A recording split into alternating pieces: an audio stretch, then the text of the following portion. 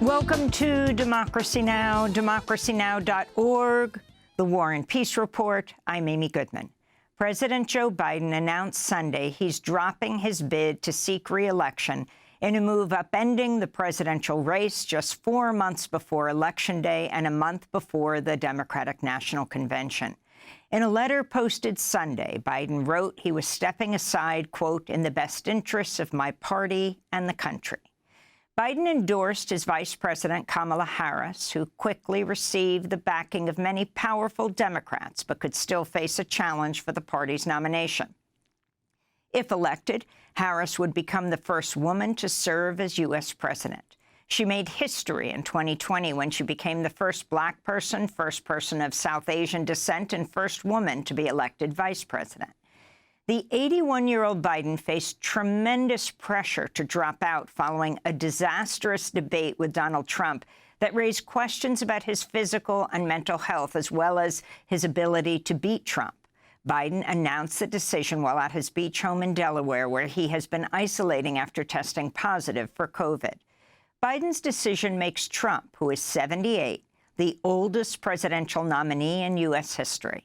Questions about Biden's candidacy have been growing since at least last year. The activist group Roots Action launched a campaign called Don't Run Joe 20 months ago. During the primary season, more than 500,000 voters chose uncommitted instead of Biden to protest his support for Israel's war on Gaza. Biden's decision comes just 4 weeks before the Democratic National Convention begins in Chicago August 19th, though the DNC is considered holding virtual roll call vote to lock in a nominee before the convention. The DNC Rules Committee will meet on Wednesday. The last open Democratic convention took place in 1968 in Chicago after Lyndon Johnson decided not to seek re-election. On Sunday, Harris wrote, quote, I am honored to have the president's endorsement, and my intention is to earn and win this nomination. Kamala Harris has already picked up endorsements from 32 senators, 153 representatives, and 10 governors, as well as former President Bill Clinton and former Secretary of State Hillary Clinton. New York Democratic Congressmember Alexandria Ocasio-Cortez endorsed Harris, writing, quote, it's crucial that our party and country swiftly unite to defeat Donald Trump and the threat to American democracy. AOC had warned against the effort to push Biden out, saying the demand was being driven by wealthy donors. Meanwhile, former President Barack Obama and former House Speaker Nancy Pelosi have yet to make any endorsement.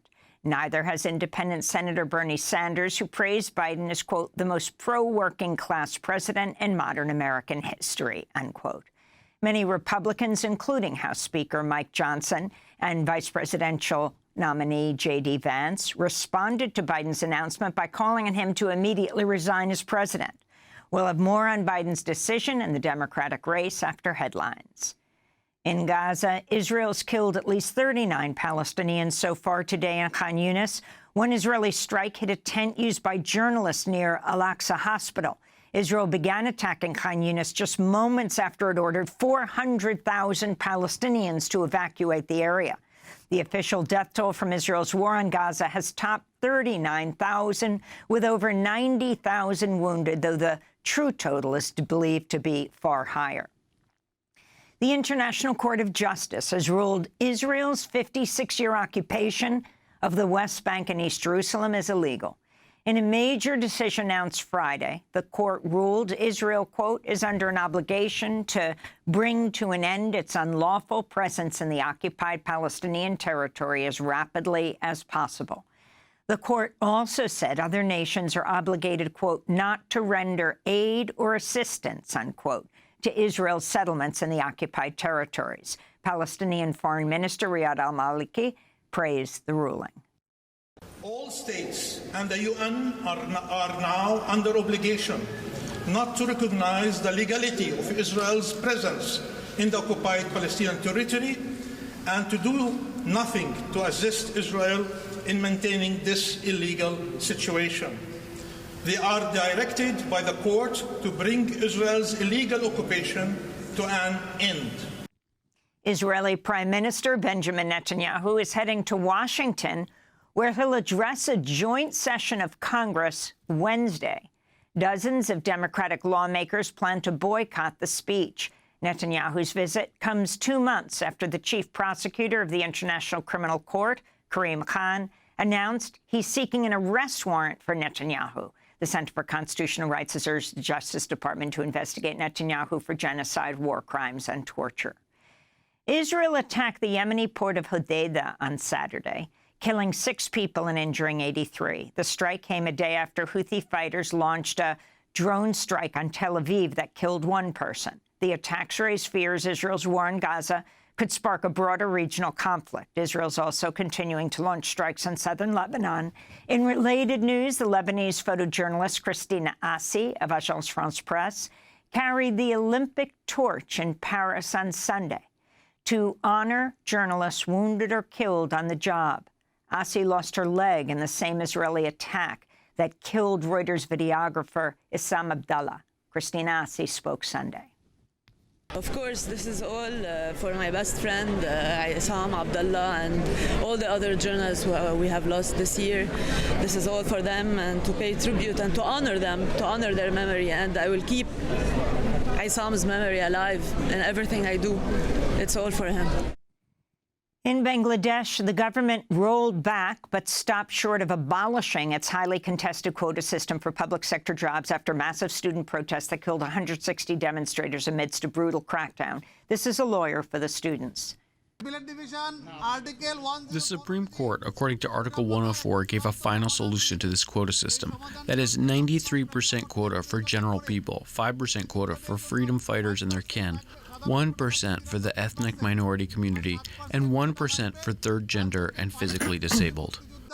Over 500 others have been arrested since Bangladesh's High Court reinstated the quota last month, which reserved up to 30% of the coveted government jobs for the relatives of soldiers who fought in Bangladesh's independence war against Pakistan in 1971. But students are vowing to resume the now suspended protests until the new rule is implemented. A curfew fully lifted, schools reopened, and detained students and protest leaders released. In response to the student uprising, the government of Prime Minister Sheikh Hasina ordered the army to use deadly force against protesters and imposed a nationwide curfew and a communications blackout. At least 40 people have died after a boat carrying asylum seekers caught fire off the coast of Haiti. Another 41 were rescued. Aid groups warn a growing number of people are attempting to flee Haiti amidst a spiraling security and humanitarian crisis. U.S. Ambassador to the UN, Linda Thomas-Greenfield, is traveling to Haiti today to show support for the Kenya-led international military mission that is now operating on Haitian soil. In related news, over 40 Haitian gang leaders, police, and officials were charged last week over the November 2018 massacre in Port-au-Prince, which killed dozens of civilians. The police officers involved had been working with the UN mission. One of those charged on Thursday was notorious officer-turned-gang leader Jimmy Barbecue Chalizier, who is accused of financing the operation. Consumer and digital rights groups are calling for big tech monopolies to be broken up following Friday's global Microsoft outage that grounded flights and caused chaos at banks, media companies, and mass transit around the world. The advocacy group Next Gen Competition said, quote, "For decades, Microsoft's pursuit of a vendor lock-in strategy has prevented the public and private sectors from diversifying their IT capabilities. Millions are feeling the consequences of the greed and ego of one of the most egregious offenders in big tech." Unquote. In Illinois, a former sheriff's deputy has been charged with first-degree murder for fatally shooting Sonia Massey, an unarmed 36-year-old black woman, in the face inside her own home. Sean Grayson, who's white, was responding to a 911 call from Massey on July 6, who reported a prowler near her home. But instead of helping her, the officer yelled at her and shot her 3 times, despite no signs of danger, as she held her hands up in fear. He also told his partner not to render aid to Massey after shooting her. The police killing has prompted community outrage and protests calling for justice for Sonia Massey.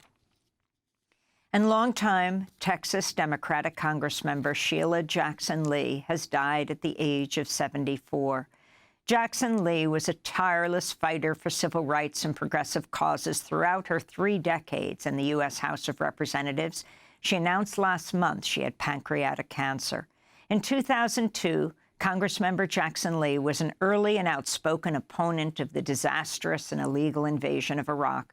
She was also an impassioned advocate for reparations. People in America are the descendants of Africans kidnapped and transported to the United States with the explicit complicity of the U.S. government and every arm of the United States lawmaking and law enforcement infrastructure. The dehumanizing and atrocities of slavery were not isolated occurrences, but mandated by federal laws that were codified and enshrined in the Constitution. The role of the federal government in supporting the institution of slavery and subsequent discrimination directed against blacks is an injustice that must be formally acknowledged and addressed. Sheila Jackson Lee also led the charge to establish Juneteenth as a federal holiday, which was finally signed into law in 2021, making it the first new federal holiday in nearly 4 decades. And those are some of the headlines. This is Democracy Now!, democracynow.org, War, Peace, and the Presidency. I'm Amy Goodman.